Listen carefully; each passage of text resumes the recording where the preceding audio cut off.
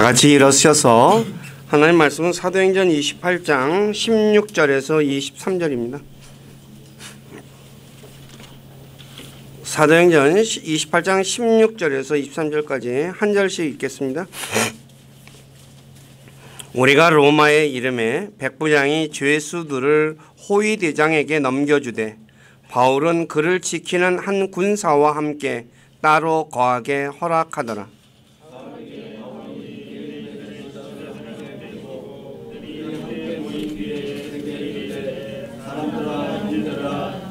백성이나 우리 조상들의 발발을 대적하는 것을 하지 아니하였음에도 불구하고 예루살렘에서부터 로마 사람들의 손에 죄수로 넘겨졌더라. 그들은 나를 신문하고는 죽일 이유가 내게 없으므로 나를 놓아주려 하였느니라.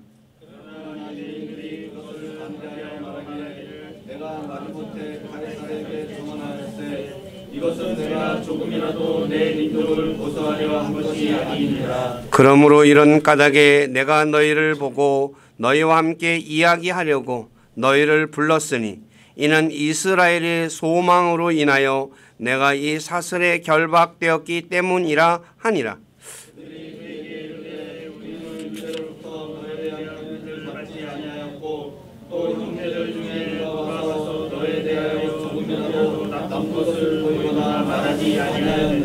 그러나 우리는 너로부터 네가 생각하는 바를 듣고자 하노니 이는 이 분파로 말하건대 그것이 어디에서나 비방을 받는 줄 우리가 알기 때문이라 하더라.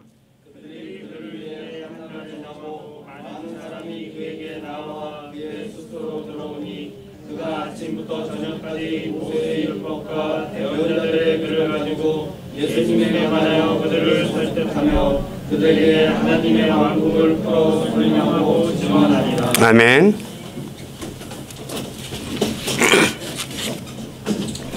잠깐 기도하고 말씀 전하겠습니다. 아버지 하나님 감사합니다. 12월 달 네 번째 주간 맞이해서 밖에 많은 눈이 내렸음에도 불구하고 우리 사랑하는 모든 지체들 자신을 구원하신 주님을 찬양하고 예배하고자 발걸음을 인도해 주시고 또 안전하게 이렇게 모든 지체들 건강한 모습으로 참여해서 하나님께 예배할 수 있도록 도와도 주시고 인도해 주신 주님께 감사를 드립니다. 이 시간에도 이곳에 함께 하셔서 저희 예배 받으시고 또 기록된 말씀을 통해서 주님께서 우리에게 들려주시고자 하는 주님의 선한 음성을 듣고 또 그것을 배우기를 원합니다. 특히 바울이 로마에 도착해서 구약 성경을 가지고 예수님에 관하여서 설득하고 설명하고 하나님의 왕국을 풀어 설명했다고 말씀하셨습니다. 그래서 과연 성경에 기록된 예수님이 어떤 분이고 또 하나님의 왕국이 어떤 것인가에 관해 우리가 말씀을 통해 살펴볼 때 우리에게 지혜와 이해력을 주셔서 말씀이 무엇을 말씀하고 있는지 바르게 알고 믿는 우리 교회 모두가 되도록 은혜를 베풀어 주시옵소서. 그리고 부족한 자 오늘도 이곳에 세워서 말씀을 전하게 하신 아버지께 감사를 드립니다. 인간의 생각이나 뜻을 전하지 않게 하시고 오직 살아계신 하나님의 말씀만을 신실하게 전해서 말씀을 듣는 우리 지체들을 말씀 위에 굳건하게 세워주는 저가 되기를 원합니다. 주님께서 저의 생각과 입술을 붙잡아 주시고 주님의 선한 도구로 사용하셔서 주님만 홀로 영광을 받으시옵소서. 남은 시간을 주님께 의탁하며 우리 주 예수 그리스도 이름 안에서 기도드립니다. 아멘. 자, 사도행전 28장 이제 마지막 장을 우리가 보게 됐죠. 거의 2년 걸쳐서 설교한 것 같은데 그래서 오늘 읽은 본문은 사도 바울이 이제 죄수의 신분으로 로마에 이제 도착해가지고 거기에 이제 백부장의 배려로 따로 다른 죄수와는 분리돼서 따로 이렇게 거하게 되죠. 그러니까 자유롭게 사람을 만날 수 있는 신분이라도 죄수 신분이지만 그래서 유대인들 지도자를 불러가지고 이제 자신이 이 로마에 오게 된 이유에 대해서 이렇게 이제 이야기를 하고 근데 이제 사람들이 로마까지는 와서 바울에 대해서 이제 나쁘게 말하지는 않았던 것 같아요. 근데 다만 이게 바울이 말하는 그 이제 분파라고 하는 것은 그리스도인들을 말하는 거죠. 그래서 사람들에게 유대인들이 비방을 많이 했죠. 그래서 네가 뭘 얘기하고 있는지 우리가 진짜 네 입으로 한번 듣고 싶다라고 하니까 날짜를 정해가지고 이제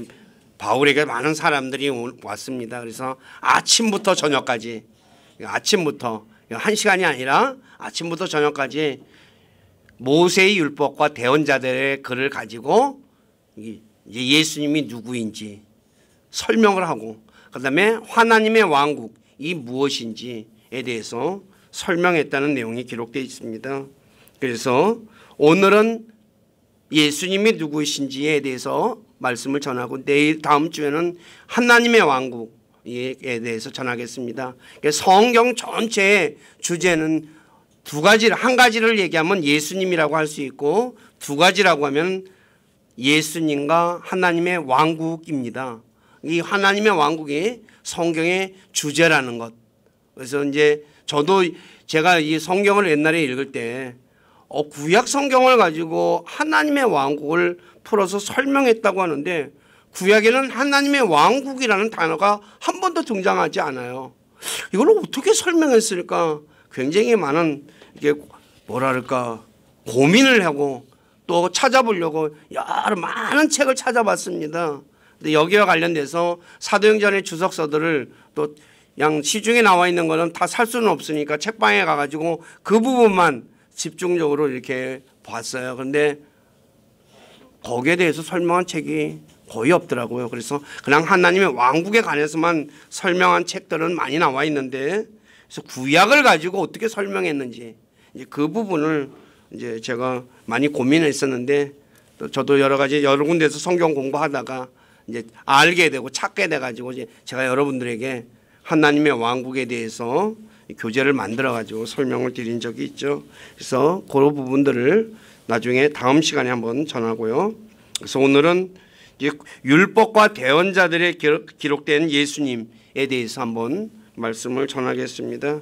그래서 오전 시간부터 아침부터 저녁까지 했던 거를 저는 1시간에 전해야 되니까, 1시간도 아니죠. 한 3, 40분 전해야 되니까 많이 전할 수는 없겠죠. 그런데 간략하게라도 좀 전하겠습니다. 첫째, 모세의 율법과 대언자들의 글은 무엇을 말하는 겁니까 하면, 바로 모세의 율법과 대언자들의 글은 사도행전이 기록될 무렵에는 신약 성경이 완성되지 않았기 때문에 구약 성경을 의미합니다. 그래서 구약 성경은 모세의 율법과 시가서, 우리가 욥기, 시편, 잠언, 전도서, 아가서, 이걸 시가서라고 하거든요. 이것과 그다음에 대언자들의 글, 그러니까 이사야서, 예레미야, 그러니까 이제 그 쭉 나오지, 에스겔, 그러니까 구약의 대언자들, 그러니까 일반 교회에서는 선지자들이라고 말하는 그 사람들의 글로 구성되어 있는데, 그냥 일반적으로 그냥 모세의 율법과 대언자들의 글 이렇게 얘기하면 구약을 얘기하는 것입니다. 그다음에 그러면 이 구약 성경은 누구에게 대하여 기록하고 있느냐? 바로 예수님이십니다. 그래서 예수님께서는 요한복음 5장 39절에 성경 기록을 탐구하라. 너희가 그것들 안에서 영원한 생명을 얻는 줄 생각하거니와 그것들은 곧 나에 대하여 증언하는 것이라. 구약 성경은 영원한 생명을 얻는 방법에 대해서 얘기하는데, 그 영원한 생명을 얻는 것은 다름이 아니라 예수님에 대해서 얘기한다는 거죠. 예수님을 그러니까 믿으면 뭐예요? 영원한 생명을 얻는다는 것을 지금 말씀하고 있는 거죠. 이것은 누가복음 24장에서 부활하신 예수님께서 엠마오로 가는 두 제자에게, 이제 두 제자가 지나가면서 이제 예루살렘에서 예수님이 죽음을 목격한 그 얘기를 하면서 지나가죠. 그런데 그들에게, 두 제자에게 무엇을 얘기하냐면 모세와 모든 대언자들의 글에서 시작하여 모든 성경 기록들에서 자기에 관하여 그들에게 풀어 설명해 주셨다라고 말해요. 그러니까 구약 성경에는 이제 여러 가지가 있는데 예수님에 관한 성경 구절들을 풀어서 설명해 줬다는 거예요. 그러니까 예수님이 누구라는 것을 이제 두 제자가 알게 된다는 거죠. 그래서 요한복음 1장 45절에 빌립이 나다나엘을 만나서 모세의 율법에 기록하고 대언자들이 기록한 그분을 우리가 만났는데 곧 요셉의 아들 나사렛 예수님이다 라고 얘기해요. 그러니까 빌립도 뭐예요? 모세의 율법과 대언자들이 기록한 분이 누군가를 이제 누군가를 갖다가 이제 찾고 있었던 거죠. 그러니까 나다나엘을 만나가지고 이게 구약에 기록된 그 예수님을 우리가 만났다 이거야. 근데 그분이 목수의 아들, 요셉의 아들 나사렛 예수님이다라고 얘기를 하죠. 그래서 구약 성경에 기록된 예수님에 대한 48가지 예언에 대해서는 전에 제가 성경 공부 시간에 말씀을 드렸죠. 프린트물로. 그래서 구약에 기록된 것이 다 이런 구절들은 예수님의 초림에 관해서 또 나중에 재림에 관한 내용들이 따로 이렇게 다 기록되어져 있습니다. 그래서 오늘은 예수님이 누구이신가에 대해 중점적으로 말씀을 전하겠습니다.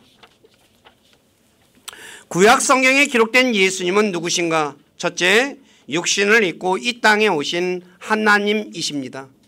육신을 입고 이 땅에 오신 하나님이십니다. 구약 성경 창세기 3장 15절에서 그리스도께서 여자의 씨에게서 나올 것을 말씀하셨죠.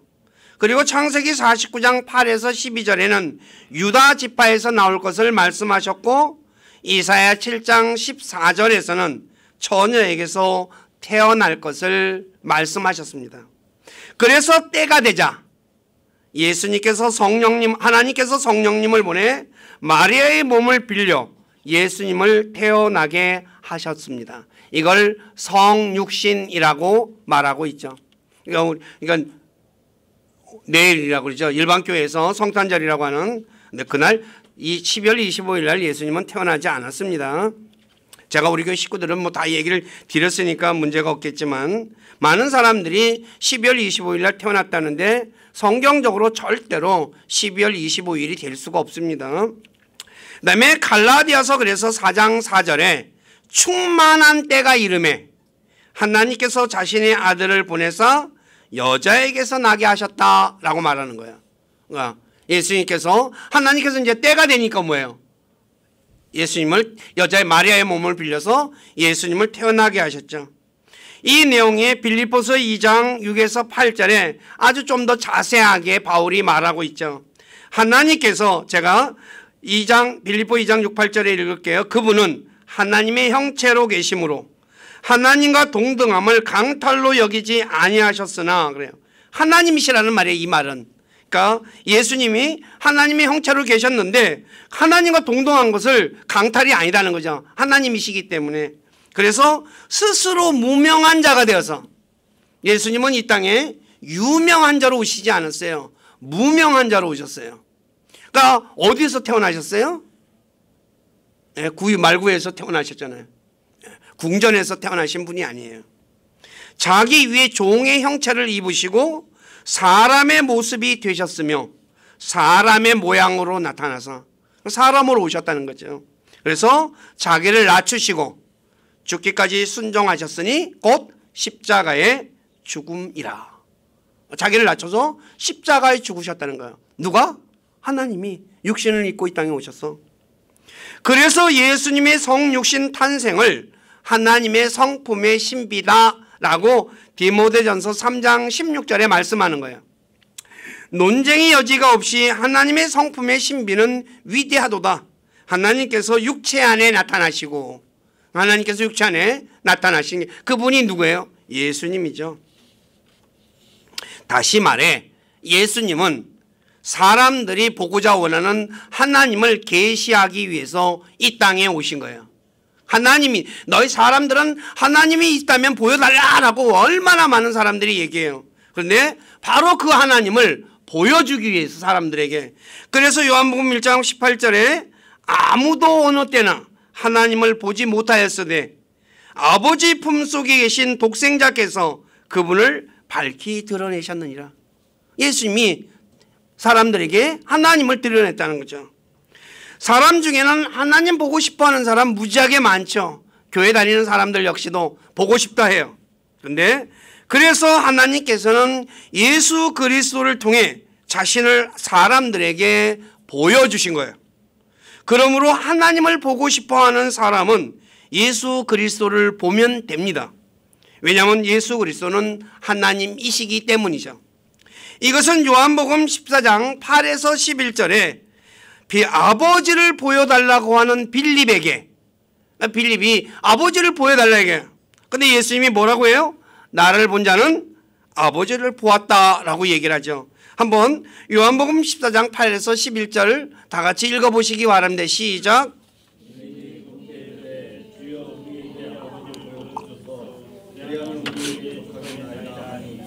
예수님께서 그에게 이르시되 빌립아, 내가 이렇게 오랫동안 너희와 함께 있었으되 네가 아직도 나를 알지 못하느냐? 나를 본 자는 아버지를 보았거늘 어찌 네가 말하기를 우리에게 아버지를 보여주소서 하느냐? 내가 아버지 안에 있고 아버지께서 내 안에 계신 것을 내가 믿지 아니하느냐? 내가 너희에게 이르는 말들은 내가 스스로 하지 아니하느니라.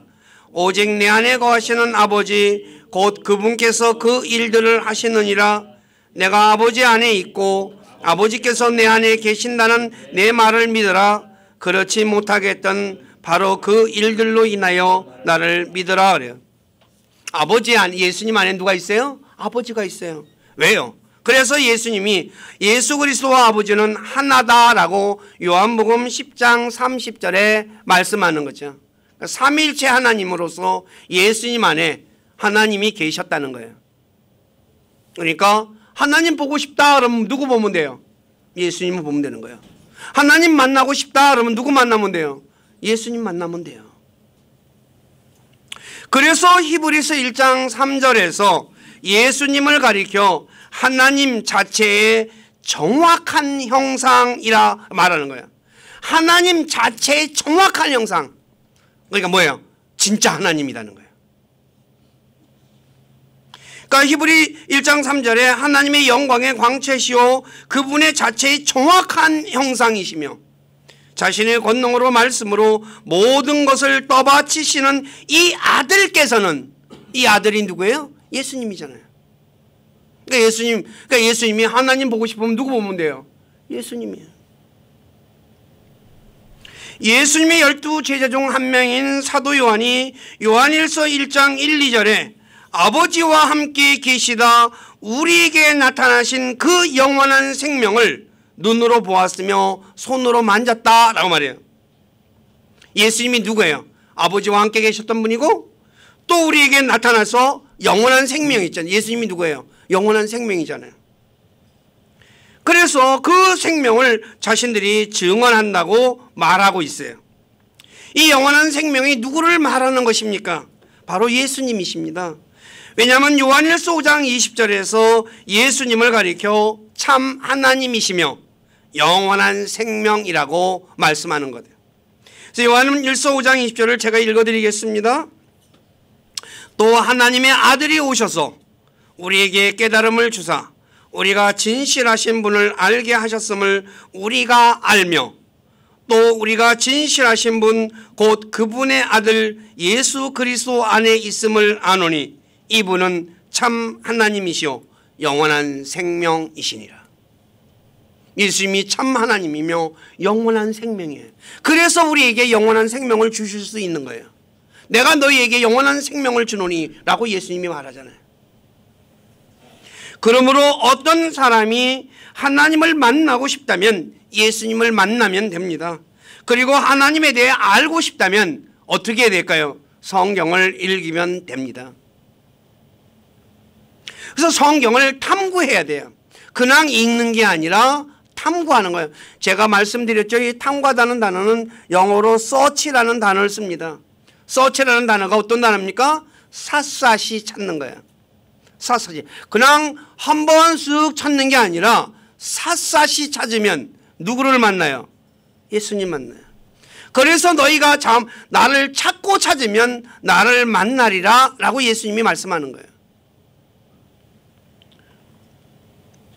그렇기 때문에 자신이 하나님을 만나고 싶다고 말하면서 말은 해요. 그런데 성경 기록을 탐구하지 않는 사람은 하나님을 만나고 싶지 않은데 만나고 싶다고 사람들에게 거짓말하는 거예요. 무슨 말인지 아시겠어요? 맞잖아요. 나 하나님 만나고 싶어. 하나님이 어떤 분인지 알고 싶어. 그래요. 근데 예수님이 뭐라 그랬어요? 나를 만나고 싶으면 성경 기록을 탐구하라 그랬어요. 성경 기록을. 그러면 어떻게 돼요? 진짜 만나고 싶다면 어떻게 해야 돼요? 성경을 탐구해야죠. 근데 탐구 안 해요. 그럼 그 사람 진짜 만나고 싶은 사람이 아니에요. 아니에요. 사람들에게 그냥 나 만나고 싶어 라고 입으로 뭐예요? 마음은 아닌데 입으로 그렇게 말하는 것 뿐이에요. 오늘 저와 여러분들은 어떤가 한번 자기를 잘 생각해 보세요. 주님은 나를 찾고 찾으면 만나리라 그랬어요. 그런데 대부분의 많은 사람들이 제가 만나보면 그래요. 성경을 읽으면 읽으면 게 아니에요. 찾아야 돼요. 성경에서 샅샅이. 그럼 만날 수밖에 없어요. 그리고 그분에 대해서 어떻게 해요? 알 수밖에 없어요. 알면 어떻게 돼요? 더 알고 싶어져요. 문제는 그냥 흔히 말하는 대로 감나무 밑에서 홍시가 자기 입으로 떨어지기를 기다리는 사람과 똑같은 사람이 대부분이에요. 찾아와 달라는 거야. 근데 성경은 그렇게 말하지 않아요. 찾아오셨죠 이미. 언제? 2000년 전에. 예수님 찾아왔잖아요. 그러면 그 다음에 어떻게 해야 되겠어요 또? 우리가 찾아가야죠. 순서가 맞잖아요. 우리 교회 식구들 진짜 예수님 만나고 싶다면, 예수님에 대해서, 하나님에 대해서 알고 싶다면 성경을 샅샅이 찾으시기를 부탁드립니다. 자, 왜 예수님은 육신을 입고 이 땅에 오셨는가? 첫째, 하나님께서 사람과 함께 하기 위해서 오셨어요.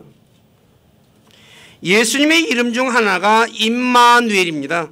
그 뜻은 우리와 함께 계시는 하나님이라는 뜻을 가졌다고 마태복음 1장 23절 말씀하고 있죠. 우리가 암송 구절로 오늘 읽은 구절입니다. 원래 하나님은 사람과 함께 하셨습니다. 아담과 이브를 만들어 놓고 그들과 함께 했죠. 그런데 아담과 이브가 마귀의 꼬임에 빠져 죄를 지음으로 에덴 동산에서 쫓겨납니다. 그래서 하나님과 사이가 멀어지게 되죠. 왜? 죄는 하나님과 사람 사이를 갈라놓는 것이기 때문에. 그래서 쫓겨나요. 그래서 이사야 59장 2절에 보니까 오직 너희 불법들이 너희와 너희 하나님 사이를 갈라놓았고 너희 죄들이 그분의 얼굴을 너희에게 숨겼으므로 그분께서 듣지 아니하시느니라. 하나님이 숨어버렸어요. 죄를 지니까. 이런 얘기예요. 우리가 애들을 키우는 부모가 하도 말을 안 들어요. 근데 맨날 자기가 필요할 때는 뭐예요? 아빠 아빠 하고 찾아요. 그러니까 아버지가 어떻게 해요? 자기 찾아오는 게 귀찮고요. 말 안 듣는 아들이 자꾸 찾아와서 달라고만 해요. 그러니까 어떻게 해요? 그냥 딱 숨어버리는 거예요. 무슨 말인지 이해 가세요? 그러니까 죄 문제가 해결되어야 되는 거죠. 그러니까. 자, 왜 숨으시냐? 하나님은 죄와 악을 미워하셔요. 그리고 악과 불법을 보지 못하셔요. 그래서 죄인이 하나님을 보면 또 죽어요. 그러니까 하나님께 갈 수가 없죠.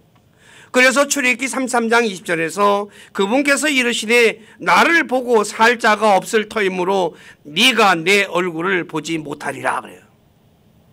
보고 싶은데 하나님 보면 못해요. 죄인이 하나님을 보면 죽어요. 그러니까 못 보는 거죠. 하나님이 허락하는 사람만 보는 거야 또.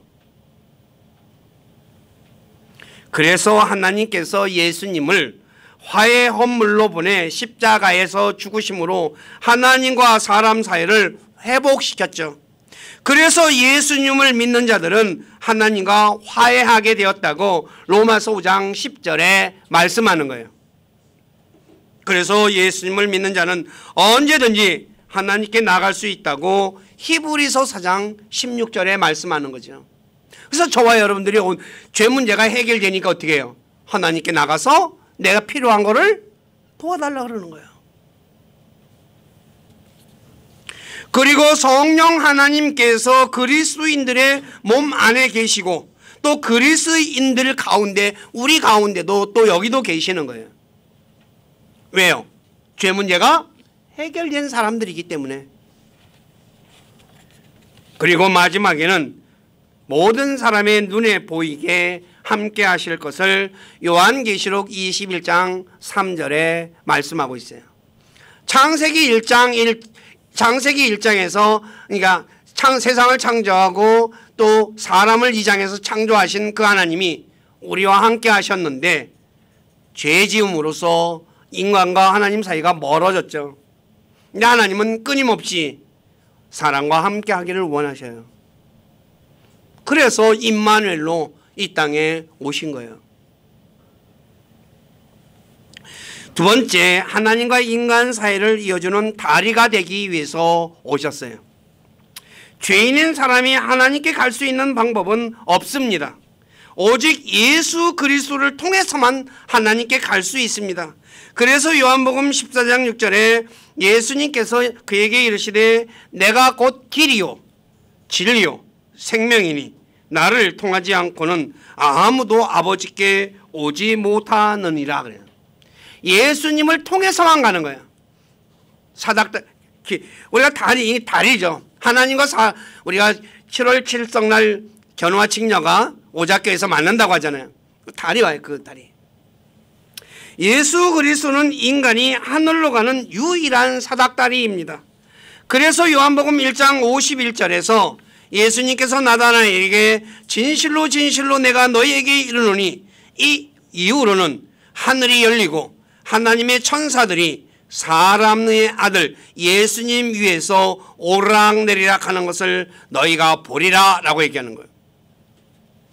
그러나 수많은 사람들은 하나님께 가는 유일한 사닥다리인 예수 그리스도를 거부하고 자신의 노력으로 선행, 오늘날은 우주선 발사를 통해서 하나님께 가려고 하고 있죠.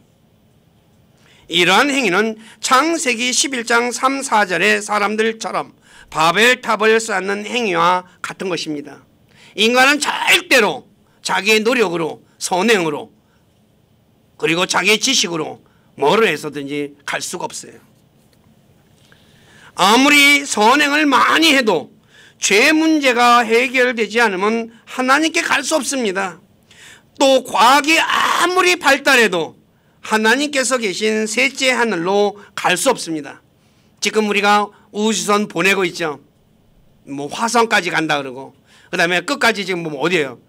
옛날에는 명왕성이 끝이라 그러냐 천왕성이 끝이라 그러나 그런데 명왕성까지가 요새 태양계라 그러죠. 태양계 벗어났어요? 못 벗어났어요? 못 벗어나요.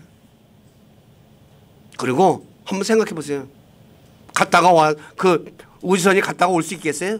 태양계를 벗어났다가 하면 둘째 하늘 때 제대로 못 가는 거예요. 그러니까 인간의 노력으로는 절대로 갈 수가 없어요. 하나님은 성경에 보면 셋째 하늘에 계신다 그래요.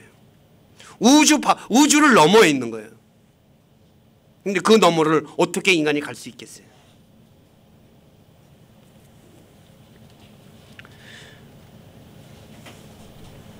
오직 예수 그리스도를 통해서만 하나님 아버지께 갈 수 있습니다. 그래서 디모데전서 2장 5절에 예수님을 가리켜 하나님과 사람들 사이의 중재자다라고 말하는 거예요. 디모데전서 2장 5절에 한 하나님이 계시고 하나님과 사람들 사이에 한 중재자가 계시니 곧 사람이신 그리스도 예수님이시니라. 예수님과 바로 예수님이 하나님과 인간 사이를 중재하시는 분이라는 거예요. 다리래요, 다리. 그것이 되기 위해서 이 땅에 오신 것이에요. 그 다음에 죄의 문제를 해결해 주기 위해서, 즉 죄인을 구원하기 위해서 육신을 입고 오셨죠. 죄를 지은 사람은 자신을 구원할 능력이 없습니다. 왜냐하면 성경에 의하면 피 흘림이 없이는 사면이 없는데 사람이 자기 죄 때문에 피 흘려 죽으면 살 수 있습니까? 없습니까? 없잖아요. 죽어버렸으니까. 그래서 죄 없으신 예수님께서 이 땅에 오셔서 죄인을 대신하여 십자가에서 피 흘려 죽으신 거예요. 그래서 베드로전서 3장 18절에 그리스도께서도 죄들로 인하여 한 번 고난을 받으사 의로운 자로서 불의한 자를 대신하셨으니, 저와 여러분들을 대신하셨으니 이것은 그분께서 육체 안에 죽임을 당하였으되 성령으로 말미암아 살아나셔서 우리를 하나님께로 데려가려 하심이라. 우리를 어떻게 해요? 하나님께 데려가기 위해서 육신을 입고 이 땅에 오셔서 대신 죽으셨다는 거예요. 그래서 디모데전서 1장 15절에서 그리스도 예수님께서 죄인들을 구하시려고 세상에 오셨다라고 말씀하는 거예요. 그러니까 죄 문제가 해결돼야지 어떻게 해요? 하나님께 갈 수 있거든요. 그러므로 자신이 죄인이라 생각하는 사람은 주 예수 그리스도를 믿어 자신의 죄를 사면받아야 합니다. 왜냐하면 죄의 싹은 사망인데 사망을 선고받은 죄인에게 유일한 희망은 사면을 받는 것이기 때문이죠. 예를 들어 세상에서 사형수가 살 수 있는 유일한 방법은 사면받는 것입니다. 사람이 죽은 후 하나님의 심판대에서 살 수 있는 유일한 방법도 자신의 죄를 사면받는 거죠. 자, 옛날에 우리 김대중 대통령이 사형 선고받았잖아요. 그런데 어떻게 살아났어요? 사면받아서 살아난 거 아니에요. 그건 김대중 대통령은 뭐 그냥 누명을 씌워가지고 죽이려고 그랬던 거죠. 죄가 있어서가 아니라. 네? 그러면 어떻게 하면 자신의 죄를 사면받을 수 있을까요? 성경은 아까도 말씀드렸지만 히브리서 9장 22절에 피 흘림이 없으면 사면이 없다고 말씀하고 있죠. 근데 예수 그리스도께서 죄인들을 대신하여 피 흘려 죽으셨기 때문에 그분을 믿는 자는, 예수님을, 나 대신 피 흘려 죽은 예수님을 믿으면 죄들을 사면받는 거죠. 예수님께서 왜 내 죄값을 치러줬다는 것을 믿는 거죠. 그래서 로마서 3장 25절에 그분을 하나님께서 그분의 피를 믿는 믿음을 통한 화해 헌물로 제시하셨으니 이것은 하나님께서 참으심을 통해 과거의 죄들을 사면함으로써 자신의 의를 밝히 드러내려 하심이라. 과거의 죄를, 우리의 죄를 사면시켜줬다. 그래서 성경은 사도행전 10장 43절에서 누구든지입니다. 주 예수 그리스도를 믿으면 죄들의 사면을 받는다라고 말하는 거예요. 예외가 없습니다. 하나님께서 너는 사면받는 사람, 너는 못 받는 사람 그렇게 선택한 적 없습니다. 믿으면 받는 거예요. 어떻게? 예수님이 내 죄를 대신 지고 십자가에서 죽고 묻히고 부활하신 것을. 그러므로 자신이 죄인이라 생각하는 사람은 주 예수 그리스도를 믿어 자신의 죄를 사면받아야죠. 그래야 죄의 형벌인 사망에서 구원받을 수 있습니다. 그래서 시편 68편 20절에서 우리 하나님이신 그분은 구원의 하나님이시니 사망에서 벗어나는 것은 하나님 곧 주께 속하였도다. 사망에서 벗어나는 것은 누구에게 속해요? 하나님. 그거 외에는 없어요.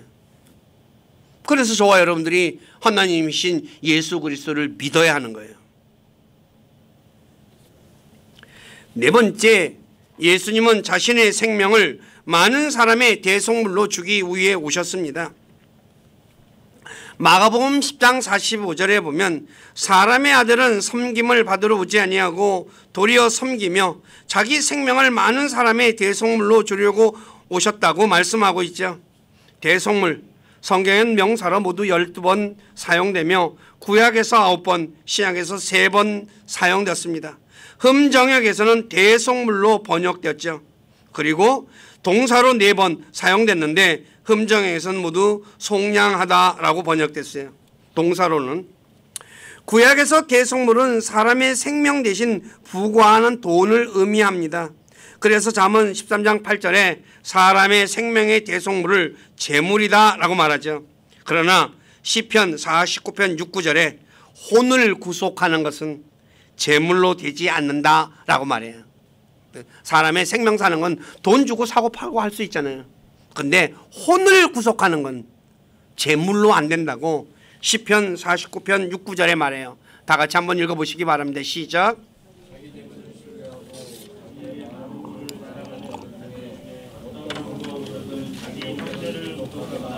그를 위해 하나님께 대물을 바쳐 그를 영혼을 구속하는 일을 위중하며 그것은 영원토록 멈추어 있도다. 그가 영원히 영원토록 살게 하며 성을 보지 아니하게 할 자는 아무도 아무도 없다 그러죠. 이 사실을 알고 있는 욥은 욥기 37장 17, 19절에서 사악한 자가 받을 심판에서 어떤 큰 재물도 대속물이 되지 못한다라고 말하는 거예요. 돈은 안 된다는 거죠. 네, 사람의 생명으로만 된다는 거죠.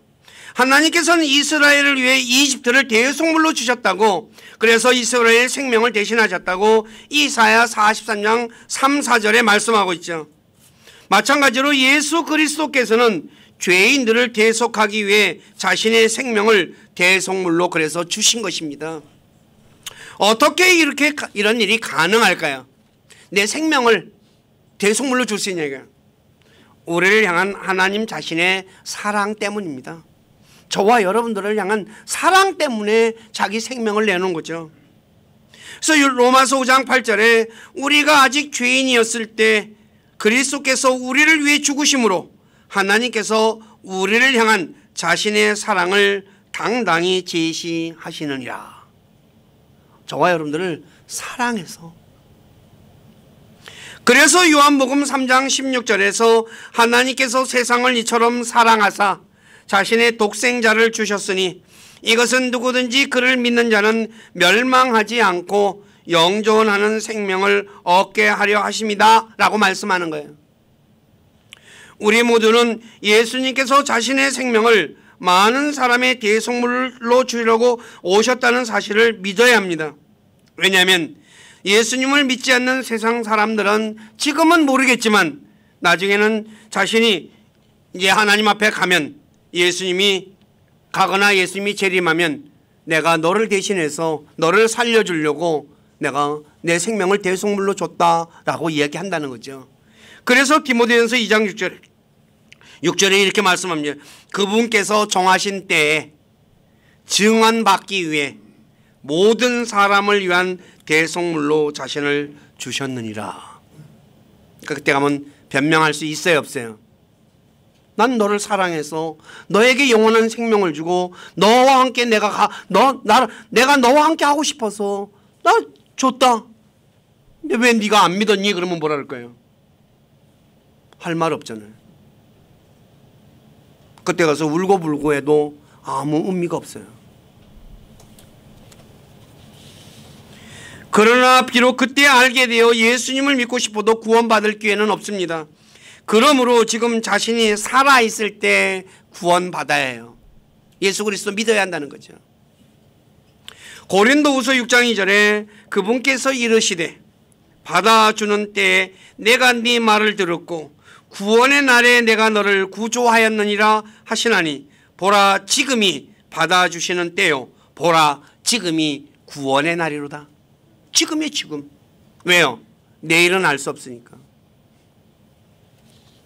다섯 번째, 예수님은 자신의 죽음을 통해 마귀를 멸하고 죽음을 두려워하는 자들을 건져내기 위해 오셨습니다. 히브리서 2장 14, 15절에 그런즉 자녀들은 살과 피에 참여한 자이므로 그분께도 마찬가지로 같은 것의 일부를 취하셨으니 이것은 그분께서 죽음을 통해 죽음의 권능을 가진 자 곧 마귀를 멸하시고 또 죽음을 두려워하여 평생토록 속박에 얽매인 자들을 건져내려 하심이라. 그래요. 사람들은 제일 두려워하는 게 뭐예요? 죽음이에요. 애들도 뭐예요? 조그만 애들도요 죽는다 그러면 뭐예요? 무서워해요.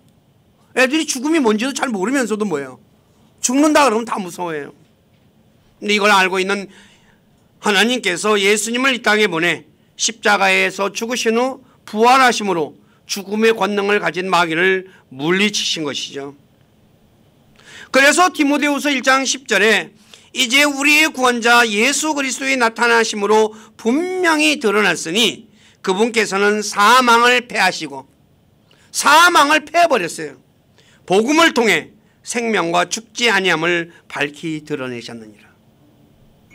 사망을, 그러니까 예수 그리스도를 믿으면 영원한 생명을 가지는 거죠. 그래서 요한복음 3장 15, 16절에 예수님을 믿는 자는 멸망하지 않고 영원한 생명을 얻는다고 말씀하는 거예요. 그러나 현재 마귀는 폐잔병으로 활동을 하고 있습니다. 그러나 주님께서 재림하시면 그를 붙잡아 바닥 없는 구덩이에 던져 넣어 1000년 동안 그곳에 있게 한 후 다시 불과 유황호수에 던져 넣어 영원 무궁토록 고통을 받게 하실 것이에요. 그래서 현재는 폐잔병으로 활동해요.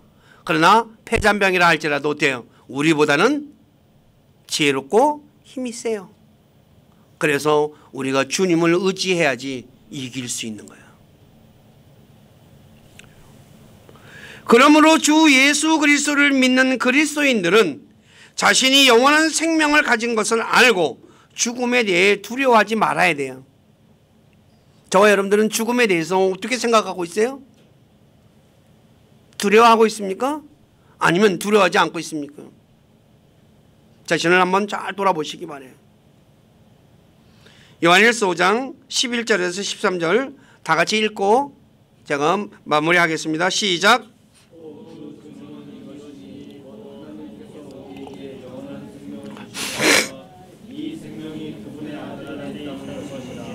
아들이 있는 자에게는 생명이 있고 하나님의 아들이 없는 자에게는 생명이 없느니라. 내가 하나님의 아들의 이름을 믿는 너희에게 이것들을 쓴 것은 너희에게 영원한 생명이 있음을 너희가 알게 하고 또 하나님의 아들의 이름을 너희가 믿게 하려 함이라. 영원한 생명이 있다는 것을 꼭 기억하시기 바라요. 믿으셔야 돼요. 그리고 믿어야 되고요. 자, 말씀 정리합니다. 모세의 율법과 대언자들이 기록된 예수님은 하나님이십니다. 그리고 하나님께서 육신을 입고 이 땅에 오신 것은 하나님이 계시다는 것을 보여주기 위해서, 그리고 사람과 함께하기 위해서, 그리고 사람과 하나님 사이에 다리를 놓아주기 위해서 오셨죠. 그래서 어떻게 해요? 죄 문제를 해결해 주셔서 자신의 생명을 십자가에 주기 위해서 오셨어요. 그리고 자신의 죽음을 통해 마귀를 멸하고 죽음을 두려워하는 자들을 건져내기 위해 오셨다는 거죠. 어마어마한 거예요. 오늘 저와 여러분들이 예수님이 왜 오셨는가를 정확하게 알고 믿고 주변 사람들에게 그냥 크리스마스 날 먹고 마시고 노는 날 그런 정도로 생각하는 게, 예수님이 갓난의 애기 태어나셨어, 뭐 그런 차원이 아니라 진짜 예수님이 오신 목적들을 정확하게 알고 믿고, 그래서 그분을 보내주신 주님을 찬양하고 그리고 그분을 높이는 우리 교회 모두가 되기를 주님의 이름으로 부탁드립니다. 기도하겠습니다. 아버지 하나님, 부족한 자가 사도행전 28장 16절 이하의 말씀을 가지고 바울이 로마에서 자신을 찾아온 사람들에게 모세의 율법과 대언자들의 글을 가지고 예수님에 관해서 하나님의 왕국에 관해 풀어 설명했다는 그 말씀을 주제로 오늘은 예수님이 누구신가에 대해서 말씀을 전했습니다. 예수님은 하나님께서 육신을 입고 이 땅에 오신 바로 하나님이시라는 것, 그리고 그 하나님이 계시다는 것과 그리고 그 하나님이 사람과 함께하기 위해서 사람과 하나님 사이를 다리를 놓아주기 위해서 오셨는데, 그러기 위해서는 사람의 죄 문제를 해결해야 했기 때문에 자신의 생명을 대속물로 주기 위해서 이 땅에 오셨습니다. 오셨다는 것에 대해서 말씀을 전했습니다. 그리고 또 죄를 지은 사람은 죽음을 두려워하는데 그 죽음의 두려움의 권능을 가진 마귀를 멸하기 위해서 이 땅에 오셨다는 것, 그래서 예수 그리스도를 믿는 사람은 영원한 생명을 가졌다는 것에 대해서 부족한 자가 말씀을 전했습니다. 어찌 모든 것을 다 전할 수 있겠습니까?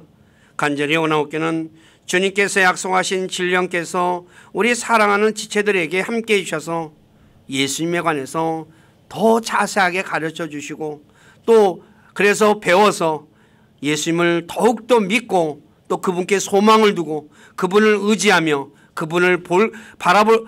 그분을 다시 만날 날을 기대하며 믿음으로 이 험한 세상 이겨내는 우리 모두가 되도록 만들어 주시고 영광 받으시옵소서. 저희들의 삶을 주님께 의탁하며 우리 주 예수 그리스도 이름 안에서 기도드립니다. 아멘.